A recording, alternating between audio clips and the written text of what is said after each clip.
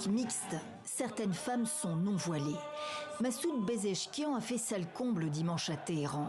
C'est le seul réformateur des 6 candidats en lice pour la présidentielle du 28 juin en Iran. Scrutin anticipé destiné à élire le successeur de l'ultra-conservateur Raisi, mort dans un accident d'hélicoptère mi-mai. Nous devons détruire le barrage des sanctions. Nous devons nous attaquer à ceux qui profitent de ces sanctions, ceux qui encaissent des milliards sans que personne ne le sache.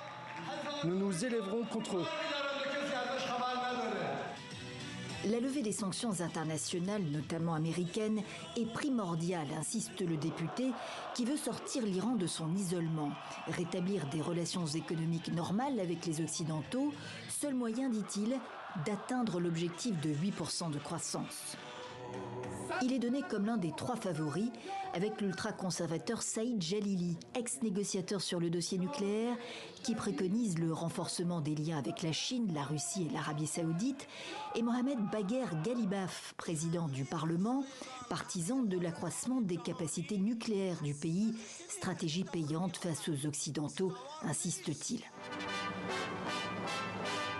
Les sanctions accrues depuis 2018 et la rupture unilatérale par les États-Unis de l'accord sur le nucléaire ont été au cœur des débats télévisés jusqu'ici, reflet des préoccupations des ménages. Car la croissance de plus de 5,5% officiellement en mars sur 12 mois, soutenue par les exportations de pétrole vers les pays amis, ne se répercute pas sur le pouvoir d'achat.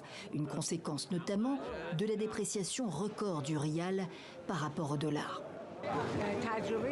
45 ans d'expérience ont montré que nous rions après les élections, parce qu'aucune des promesses ne se concrétise et que la situation s'aggrave de jour en jour. Aller voter ou pas ? Le guide suprême Ali Khamenei presse les Iraniens de se rendre aux urnes. Mais les électeurs s'interrogent. Le président dispose d'une marge de manœuvre limitée. En 2021 déjà, ils avaient boudé les urnes, 51% d'abstention, jamais aussi élevé depuis l'établissement de la République islamique en 1979.